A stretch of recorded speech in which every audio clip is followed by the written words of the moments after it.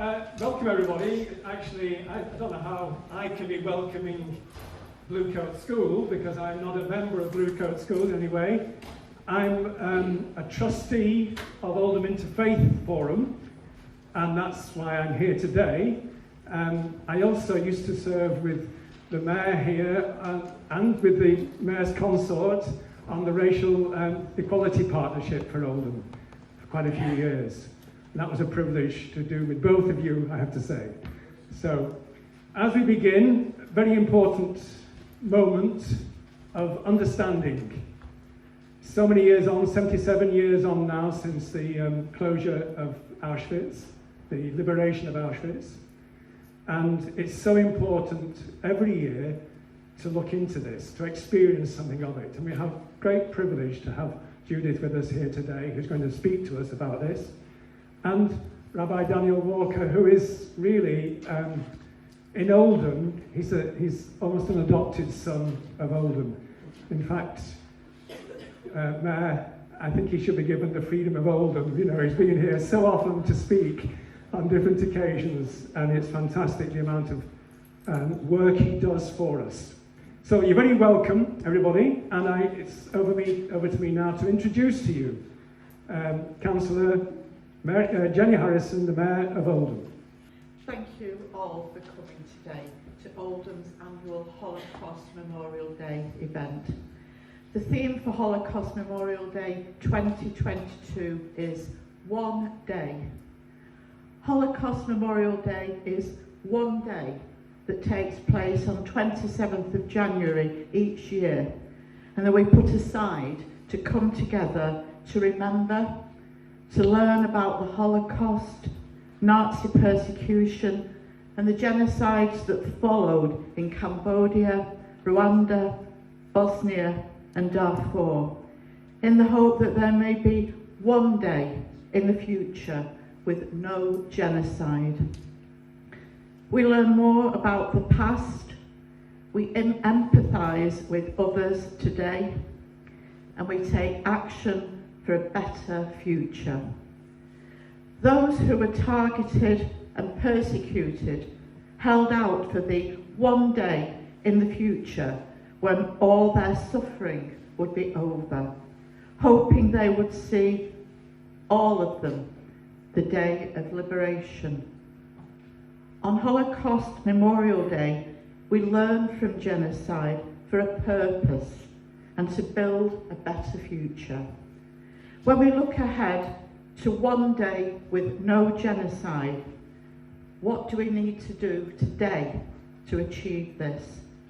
We can use this theme to motivate us to speak out when we see injustices, prejudices, and identity-based violence. On Holocaust Memorial Day 2022, this one day, we will all come together in our communities to learn from the Holocaust and the genocides for a better future. Thank you. Okay, we're now going to go on to Rabbi Daniel Walker, this adopted son of Oldham. In a moment, I'm going to ask you to stand and share a moment of silence.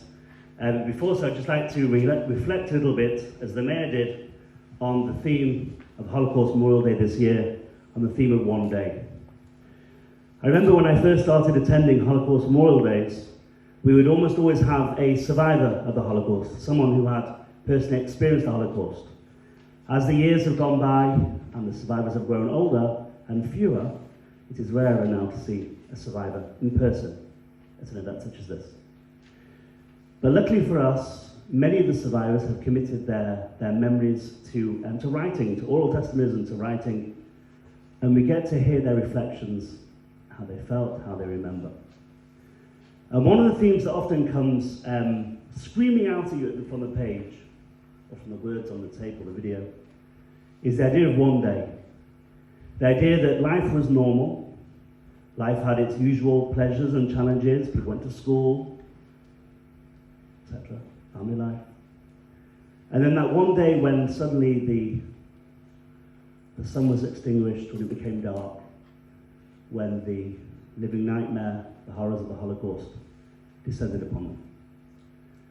For some survivors, they can remember the date. It's the date when the German army marched into their village or town. For others, it's when the persecutions began in Nazi Germany. Whatever it is, they can often identify a moment when their lives changed. It's a very good way of framing the Holocaust. It's a good way of understanding it, contrasts. But it's not really true. Because there wasn't one day. It didn't just suddenly go awful. It may have done in the personal experience of a person. But all of those experiences had something before them. Years, really, of build-up. Years of hate slowly being spread throughout a society. Years of intolerance. Years of evil setting root in people's minds and people's hearts. And so when that one day came, all that evil exploded out. But it was rooted in many, many days, weeks, months, years before. So when we remember the Holocaust, we remember not just the events of the Holocaust, we remember what led up to it. All of those small acts of evil. All of that spreading of horrible ideas. All of the little steps that led to that day. And so when we think about remembering the Holocaust, particularly when we think about, as the mayor said, making sure genocides finally stop, because there have been many genocides since. We haven't learned the message yet. If we're going to learn the message, if you, particularly young people, are going to make sure that the world you live in is one filled only with happiness and goodness and kindness, it's the small steps that are going to make the difference. It's making sure that you root out the small intolerances. And in Judaism, we believe that good is always more powerful than bad. So it's about making sure that every day of your lives, you make this world a kinder place, a more tolerant place, a holier place, a more godly place. Today we remember horror. Today we commit to make sure there is only ever good in the future. The Holocaust didn't just come out of the blue. There were 2,000 years of anti-Jewish prejudice in Europe, where Jews were the only appreciable minority, and whenever anything bad happened, the Jews were the scapegoat. So in the Middle Ages, the Jews were blamed for poisoning the wells. They were blamed for the Black Death. So the Holocaust was just the worst chapter in this line of anti-Jewish racism, which I say is 2,000 years old. And the Holocaust was the worst genocide in the history of mankind. And sadly, as Rabbi Walker said, we have not learnt our lessons. And I've spoken to survivors from Rwanda, one of whom is a very, very good friend, and we have not learnt our lesson. But what I think that today, I would have thought that after the Holocaust, when 6 million out of 14 million Jews were killed, that there would not be anti-Jewish racism again. But sadly, those same tropes that were used in the Holocaust are now used again by current anti-Jewish racists. Right, let's start. So my name's Judith, and I'm Jewish, and I'm going to talk to you about what happened to my mum. There she is, pictured with my mum Charlotte, about 14 years ago, my late mother. She's the pretty one on the left. Mum's father always said to her, don't draw attention to yourself and let on to anyone that you're Jewish. But why? I will share with you what I have discovered about the lives of my mum Charlotte, her older sister Frida, and their parents during World War II. My mother was born and brought up in Austria. As you can see, it is a tiny country, just 7 million after 1918, just a rump of what it was before. So Austria is Germany's neighbour to the south. You'll also notice Poland, Germany's neighbour to the east. I'll be mentioning Poland in a short while. This story is not about the death camps. It is about how ordinary Christian Austrians, within the space of a few weeks, turned the 10 Commandments upside down. How it became legal to kill and steal. How the police, the law, and even children were allowed brutally to attack rather than to love their neighbours. Let us start at the beginning. My mother, Charlotte Cohn, was born on the 21st of November 1921. Her sister Frida was 8 years older. Mother Julie, Father Heinrich, and the two girls lived in an idyllic model town 1 hour from the capital, Vienna, called Berndorf. There it is. Or Bear Town in English, because legend has it that the last bear in Austria was killed here. There were only 5 or 6 Jewish families in Berndorf and no synagogue. The families saw themselves as Austrian first and Jewish second. The family were loyal Austrians who had been settled in the country for hundreds of years. I've traced them back in Austria to 1650. They were blissfully unaware of the tragedy that lay ahead for Austrian Jews. They saw what had been happening in Germany under Hitler since 1933, but thought that it did not apply to them. They remembered the enlightened rule of Emperor Franz Joseph, who had granted Jews religious freedom to practice their faith in 1890. This Austrian patriotism or loyalty was especially true of men like my grandfather Heinrich and his 2 brothers Arnold and Max, who had fought for their country Austria in World War I and had received Iron Cross medals for their bravery. Arnold, one of my grandpa's brothers, was a prisoner of war and not released till 1921, 3 years after the end of the First World War. But even this loyalty did not later save Arnold his life, nor the lives of his wife and children. My mother Charlotte attended the Grand Primary School in Berndorf. The town was dominated by the family of Arthur Krupp, who ran a large cutlery firm making knives and forks outside town. On his business trip, Krupp visited many countries and wanted to pass on the culture of these countries to his workers and their children.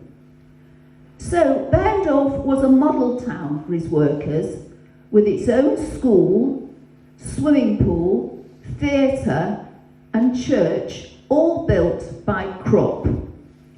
Each classroom in my mother's school, you see that one's in the Moorish style, illustrated different periods of culture, of history and cultures.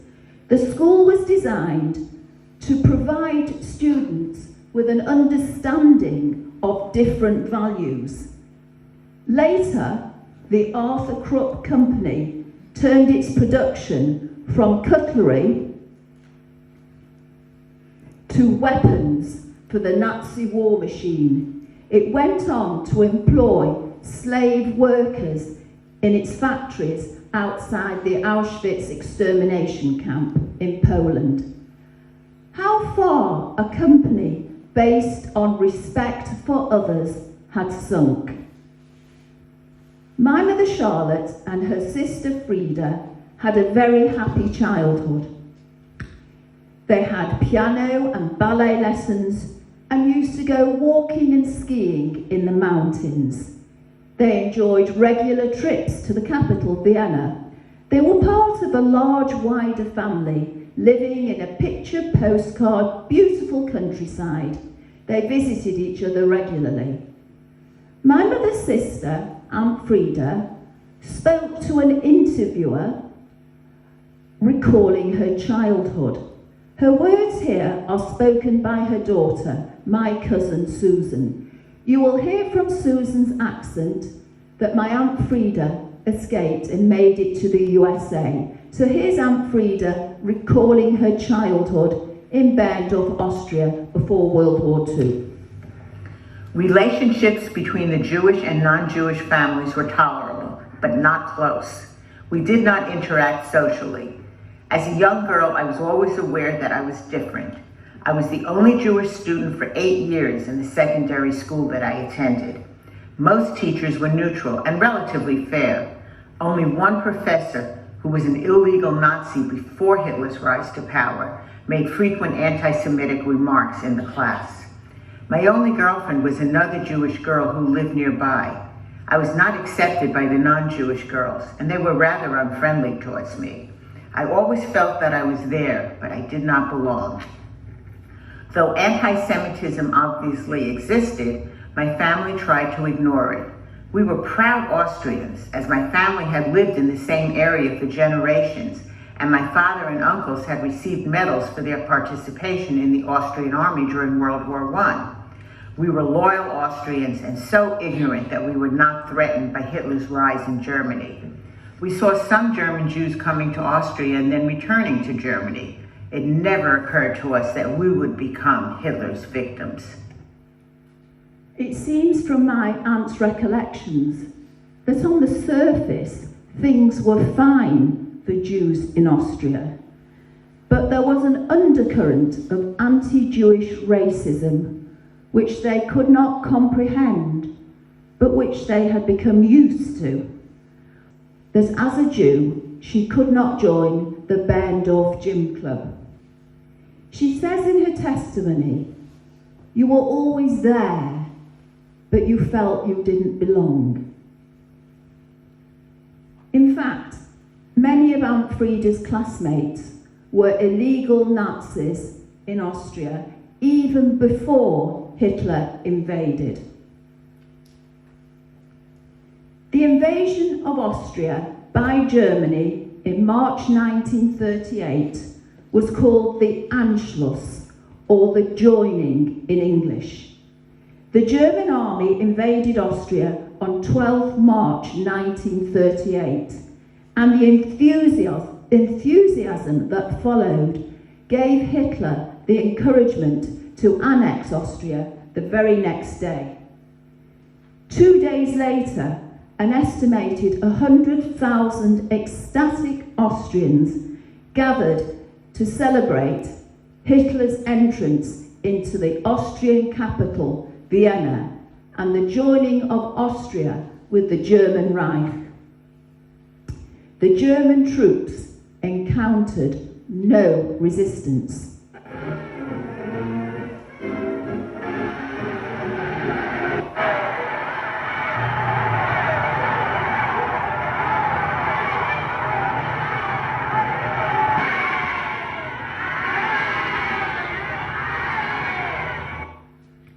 A month later, a rigged vote, which forbade Jews or Roma to vote, gave the Nazis a massive approval. Can you see the large circle for Ja, yes for Hitler, and the small circle for Nein, for no for Hitler? It is evident that the Austrian Nazis were working behind the scenes with the Germans before the Anschluss. Here I found a picture of the police station in my mother's hometown, Berndorf, decked out in Nazi banners to welcome Hitler. You can see here, ein Volk, one people, Austrian Germany, one people. Ein Reich, one empire. Ein Führer, one leader. This was the slogans. They were very good at propaganda. Clearly anybody that wasn't ein Volk was not really fit to live. Anyway, there we go. So, following the Anschluss, some Jewish children were dismissed from their school the very next day. Other children were made to sit at the back of the class facing the wall. Friends with whom you had laughed one day refused to speak to you the next. The lists had already been efficiently drawn up in advance of the German invasion. Within a month, 16,000 primary and secondary pupils were transferred to 8 Jewish schools. Can you imagine how these children felt to turn up for school one morning and to be told, go home, and then be enrolled at a strange school for Jews only?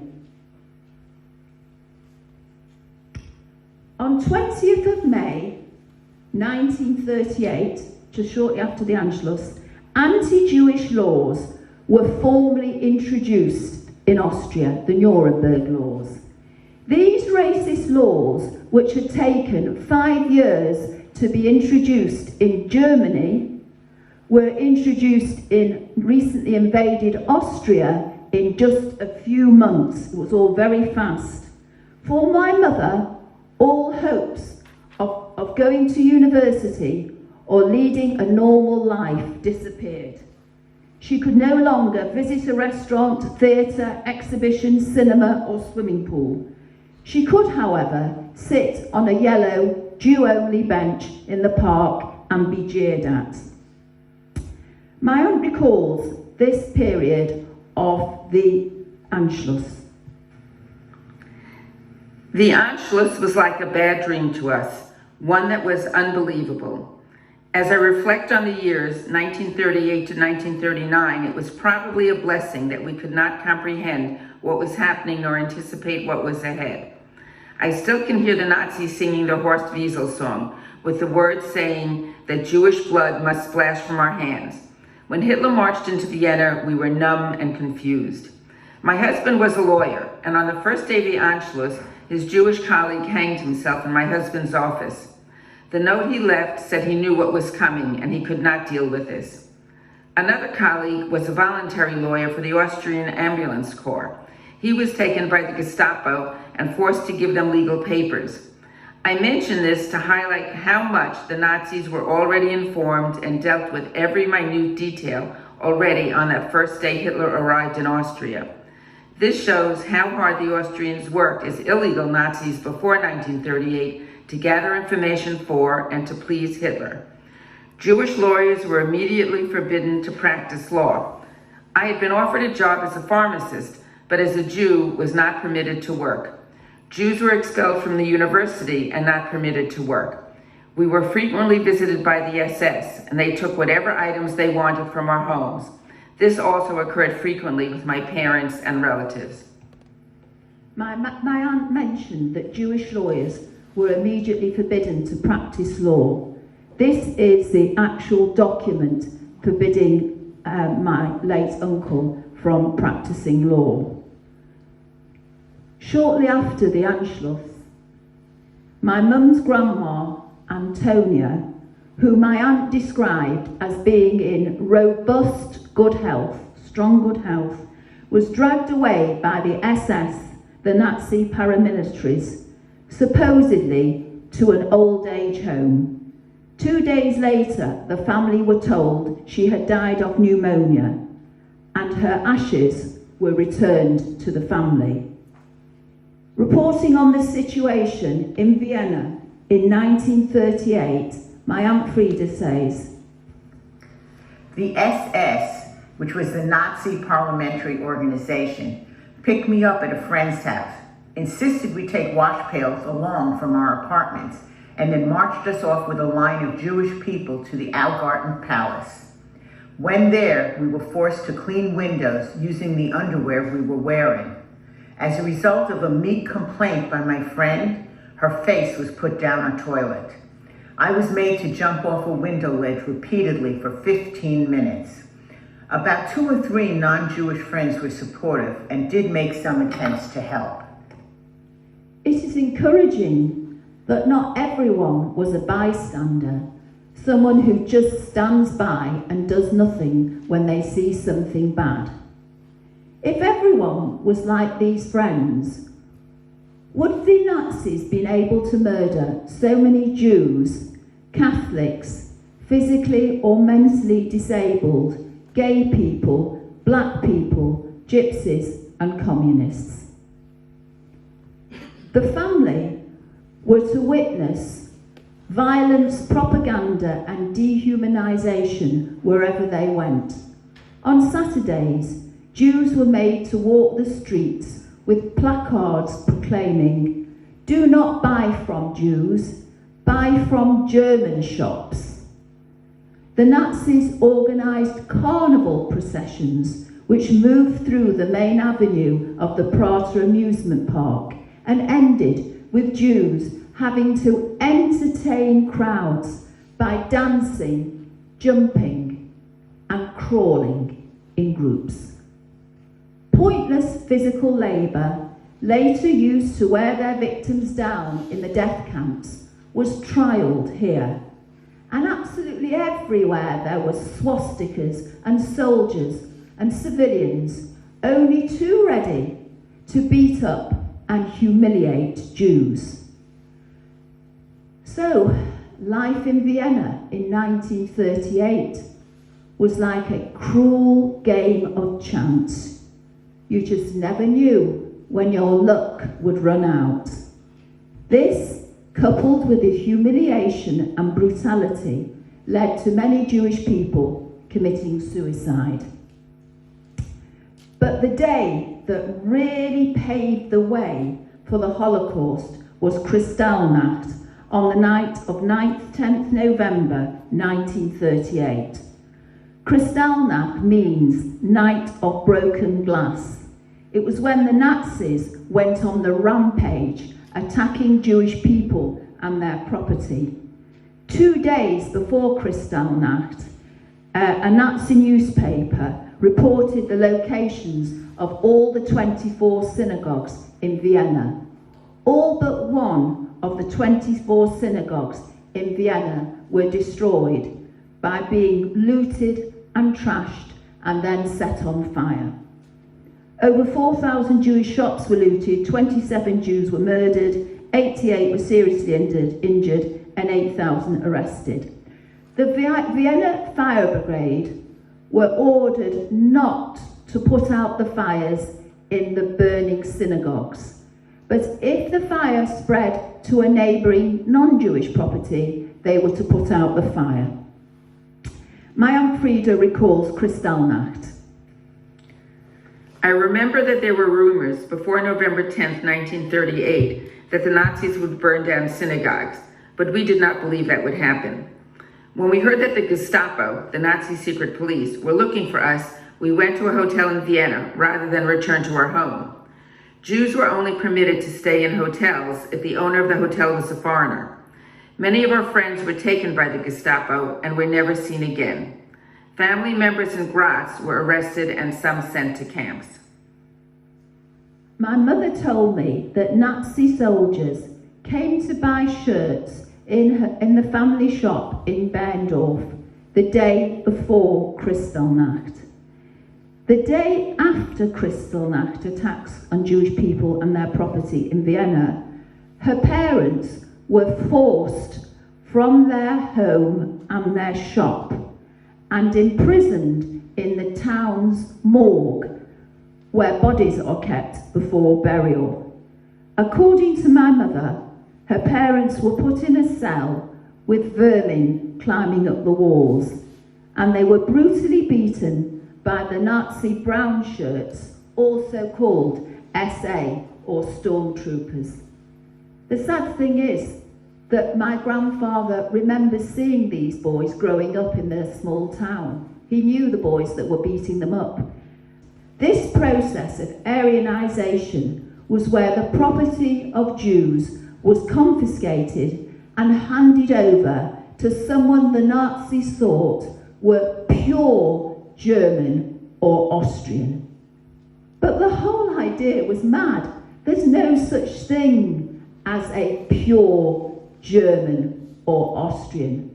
Is anybody here pure English? Is anybody pure anything? Anyway, nobody was more proud of being Austrian than my family. How could it happen that a seemingly law-abiding Berndorf family simply took over my family's shop and house? My aunt recalls this time. My parents were taken on November 10, 1938, from their house and imprisoned with other 4 Jewish families. They could not take anything with them. My father was badly beaten by the SA, the young men he had known since his birth. Everything was taken from the house and trucks full of merchandise from his store. My parents never saw their house again. At this time, my mother suffered a nervous breakdown. Finding themselves homeless and jobless, my mother and her parents had to move in with my newly married aunt in Vienna. All other members of the family living in villages and small towns around Vienna were also evicted from their houses and their jobs and forced to live in Vienna. All the Jews were congregated together in Vienna, often several families to a flat, sharing flats with strangers. If things were bad before Kristallnacht, they became even worse afterwards. From then on, there were curfews where Jews were only allowed to go out during certain times of the day. As time went by, Jews were not allowed to listen to the radio, buy a newspaper, eat white bread or fruit, go to the cinema, swimming pool or library, or even own a pet. The noose was tightening around the necks of the humiliated, starving and dehumanized Jews who only weeks before had been active members of the society. As my mother and her family walked along the elegant streets of Vienna, they would commonly have seen windows of Jewish shops smashed and daubed in red with the word Jude, meaning Jew. There were posters with a hideous caricature of a hook-nosed Jew. Everywhere there were hordes of men marching or on trucks, giving the Nazi salute, with ecstatic Viennese girls thrilled at the presence of so many German soldiers. And the poor Jews hid in their collective, overcrowded flats and waited for the knock on the door, which could mean being looted or dragged away to Dachau concentration camp. My mother remembers seeing old men on their hands and knees being made to scrub pavements with toothbrushes dipped in water and acid. Other old people were made to do military-style exercises standing on manure, or to eat grass in front of jeering crowds. Why did the Nazis and Austrians humiliate the Jews? Why were so many people bystanders or collaborators? Why did they allow it to happen, or even join in? The outburst of violence and legal and economic changes after the Anschluss, the joining with Germany, made it obvious that Jews had to leave the country as quickly as possible. My mother had to escape. The British Quakers, a peace-loving Christian denomination, helped many thousands of Jews escape, and my mother Charlotte was one of them.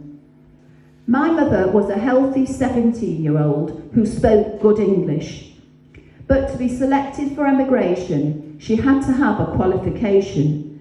So she received training and qualified as a cook. Here is her certificate. But next, my mother had to apply for an exit visa. After Kristallnacht, after the night of the broken glass, there were thousands queuing to escape. My mother turned up each day and waited at the end of a long queue. One day, a German soldier came up to my mum and said, "You are a pretty girl. You can come to the front of the queue." My mother said, "I can't do that when there are so many older people in front waiting." The German soldier threateningly said to my mother, "If you know what is good for you, you will come to the front of the queue." So she went to the front of the queue and she received the visa that saved her life. Sadly, many people in that queue would not have received a visa and their fate would have been sealed. My mother made it to, here she is, age 17. My mother made it to Birmingham, to work as a cleaner and then in a factory making bullets for the British war effort. She went on to meet my father, Mark, who was serving in the British Army. She was lucky and always thankful to the Quakers and Britain for saving her life. She was the most patriotic of people and loved everything British, especially our Queen. Aunt Frida and my Uncle Latzi managed to escape Austria later, but on 1st January 1940, after war had broken out, and they made it to New York. Thanks to the efforts of my aunt and uncle, by now in the USA, my grandma and grandpa escaped on the last boat to Cuba before legal emigration ended in November 1941. The middle-aged Austrian couple were incongruously marooned in safety in a tropical paradise. They were fortunate that their daughters had survived, but mercifully they were unaware of the fate of many members of their close family. So, what did happen to the Jews who were trapped in Vienna after emigration ended? 15th of October 1941 marked the beginning of the first systematic deportations of Jews from Vienna to the Lodz ghetto in Poland. Lodz was just one of many ghettos set up by the Nazis. Ghettos were overcrowded areas where Jews were forced to live and be slave workers before being moved to the extermination camps.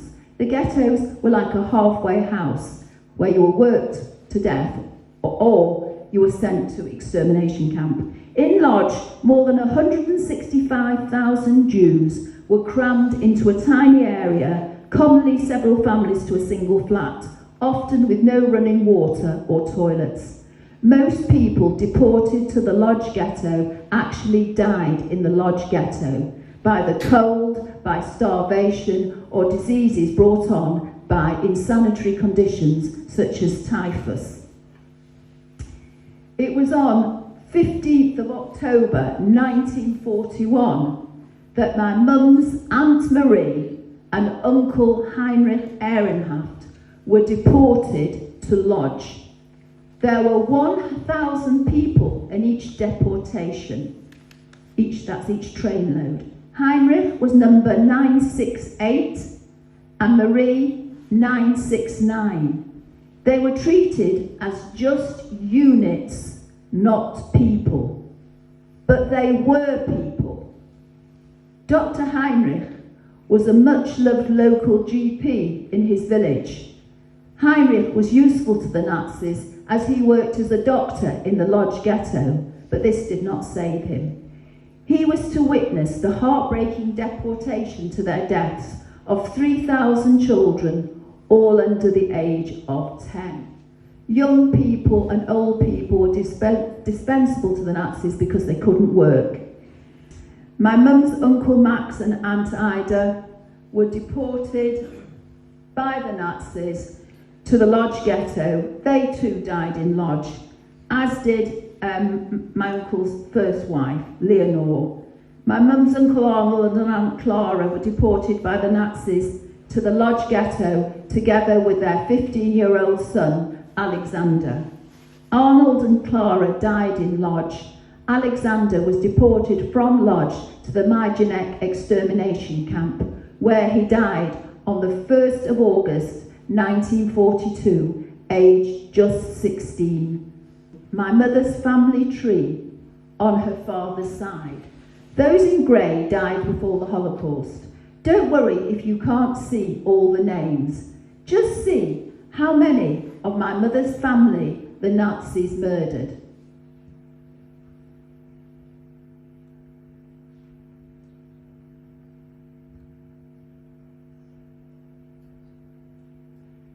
Now, here is my mother's family tree on her mother's side.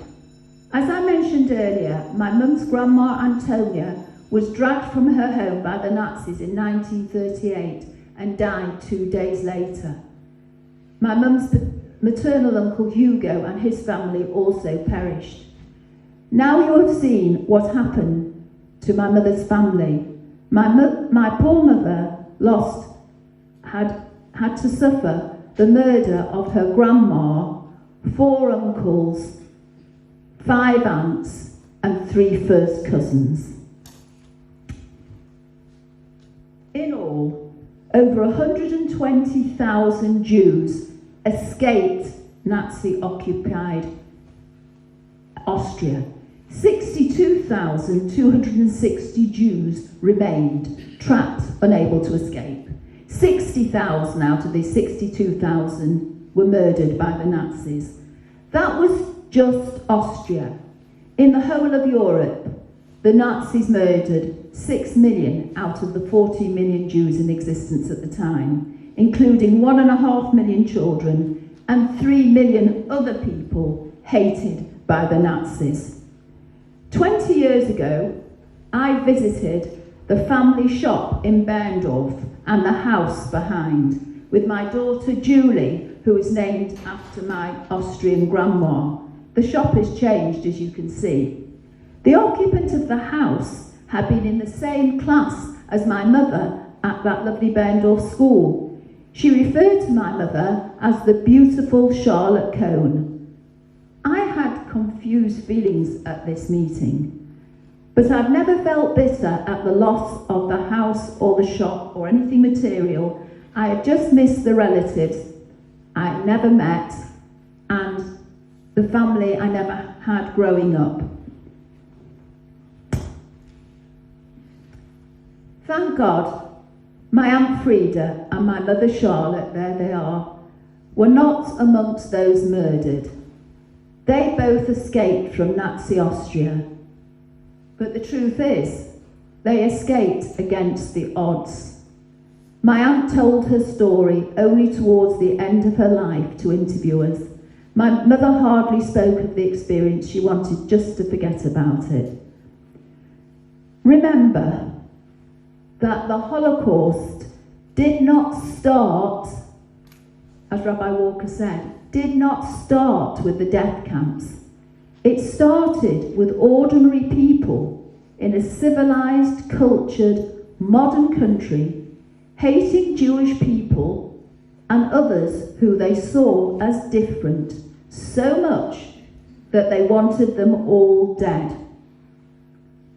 Prejudice against Jews has been around in Europe for 2,000 years. We see images of the Jew as disgusting insects or rats in Nazi propaganda. Today's racists copy the same propaganda. Anti-Judaism is the oldest hatred. Perpetrators carried out the evil but it could not have happened without the bystanders who did nothing. In Austria, following the Anschluss, the Nazis dehumanized the Jews and paved the way for their extermination. But it was the ordinary people, the bystanders, who let it happen. And I say to the young people here, I hope you will not be a bystander. I believe you will not be a bystander if you see something bad happening today. And for the older people here, I say it is wonderful to see the interfaith groups here and the mayor and the civic people. The best way forward to counteract all prejudice is people of all faiths and non-people to get to know each other, and then people will not swallow all this fake news and all the propaganda and the conspiracy theories. If we all get to know each other, speak with each other, and have interfaith initiatives such as we have here in this town, Oldham. Thank you. The work that goes on here in Oldham with Rabbi Daniel and with others, again, is a sign that we're not prepared to stand by.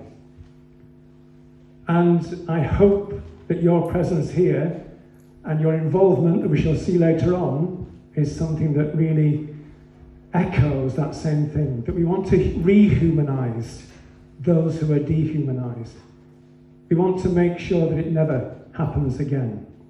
So now I'm going to call upon this music by Daisy Kirsham, accompanied by Jill Roberts.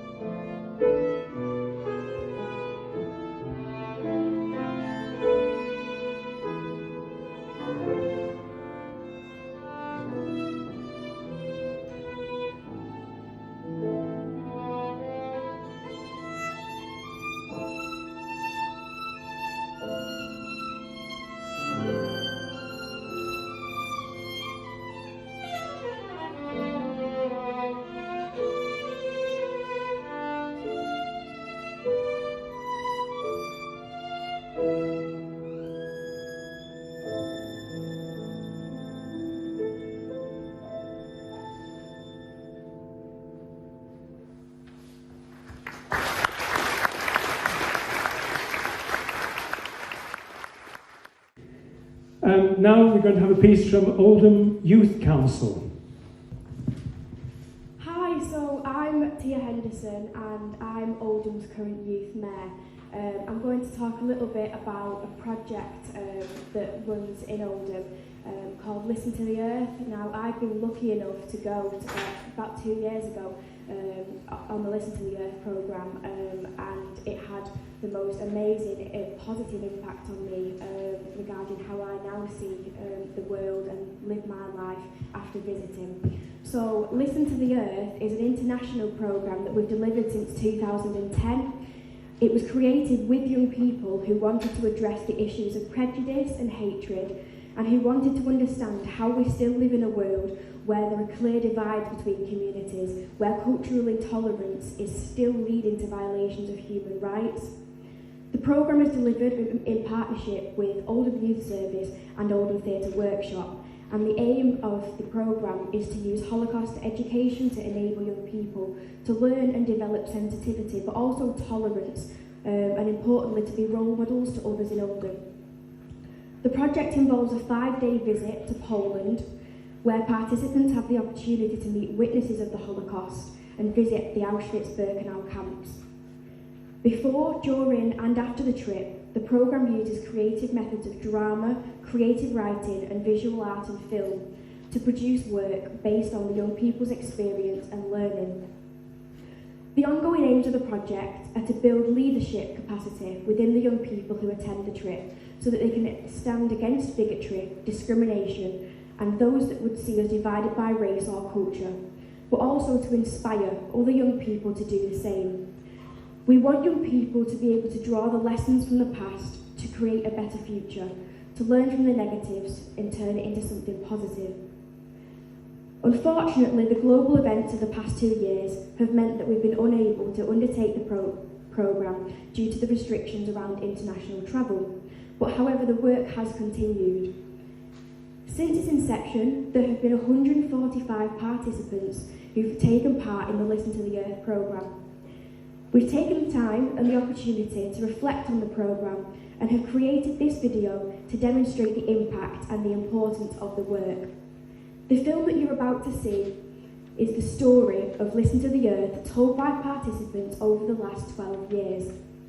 We hope it demonstrates why Holocaust education is important and our ongoing commitment to use the learning from the past to ensure that we are the architects of change that is needed to eradicate intolerance, prejudice, persecution and hatred in all our communities. Thank you. If we were silent for 1 minute for every Jewish victim killed in the Holocaust, we would be silent for 11.5 years. If we were silent for 1 minute for every victim killed in the Holocaust, we would be silent for 21 years. This year, we studied the Holocaust, or as it's more properly known, the Shoah. We learned how over time Jews began to be treated differently, to the point where society allowed them to be singled out, dehumanised, forced to live in ghettos, and finally sent to concentration camps, where most sadly lost their lives. Where was God during this time? And where was man? During this unit, we were set a scrapbook project homework. We were given a list of questions and had to answer 6 in our scrapbooks using our own research. We also had the option of creating some of our own inquiry questions. After the presentations, there will be a display of all the scrapbooks so you can read through them and ask any questions.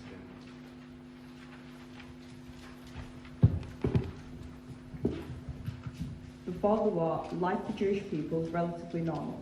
Most saw themselves as German or Polish first, Jewish second. Then one day, things changed. The Nuremberg laws stopped them from living like normal citizens. They couldn't buy eggs or milk, they couldn't go to the same schools as German children, they couldn't go out after 8 p.m, they couldn't use public transport, they couldn't walk on the pavement, and they had to wear a yellow star. And then suddenly, One day, there came an announcement that there will be a Jewish headquarters, which has come to be known as the ghetto.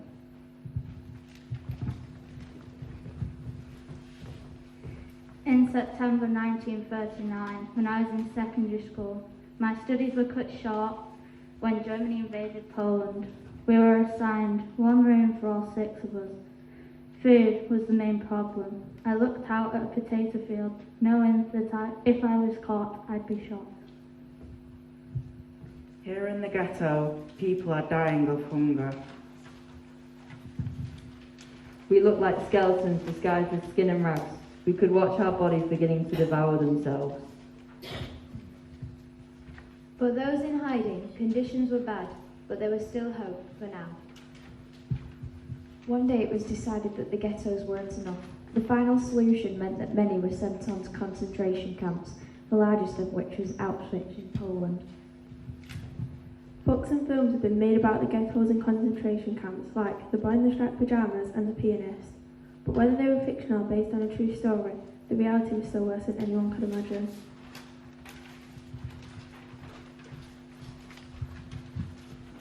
If there is a God, he will have to beg my forgiveness. Never shall I forget by Elie Wiesel. Never shall I forget that night, the first night in camp, that turned my life into one long night 7 times sealed. Never shall I forget that smoke. Never shall I forget the small faces of the children whose bodies I saw transformed into smoke under a silent sky. Never shall I forget those flames that consumed my faith forever. Never shall I forget the nocturnal silence that deprived me for all eternity of the desire to live. Never shall I forget those moments that murdered my God and my soul and turned my dreams to ashes. Never shall I forget those things, even were I condemned to live as long as God himself. Never.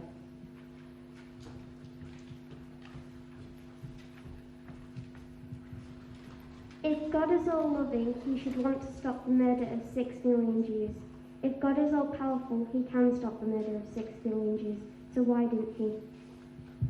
Many Jews felt like despite the covenant and his promises to save them if they kept his commandments, their God had abandoned them when they needed him most. Others managed to keep their faith. They said it wasn't God who committed these atrocities, but humans. Perhaps God's love could be seen through the work of people who risked their lives to resist the Nazis, those who hid Jews or even rescued them from the camps, like Irina Sendler, who rescued babies by smuggling them out in suitcases.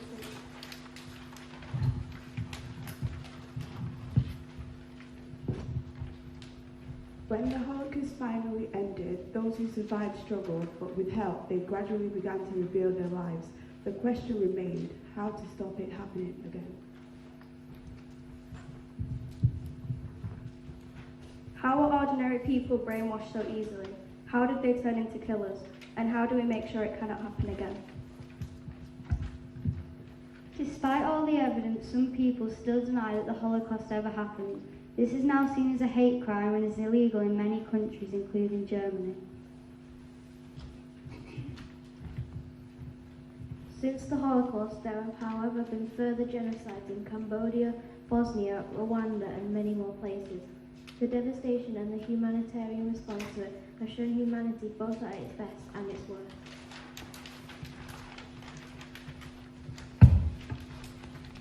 Even now, there are still groups in the UK with right-wing ideologies and Uyghur Muslims in China are being detained in camps and facing severe abuses of human rights. So what can we do to help? We must stand together and through education and events like these, make sure no one forgets the horrors of the Holocaust or any other genocides. These were not just numbers. They were real people with families like us.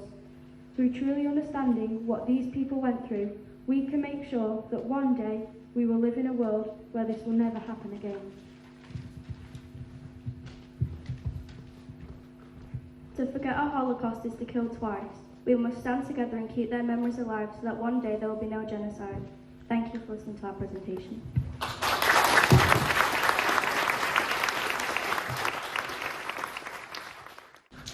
So thank you so much for everybody's contribution today.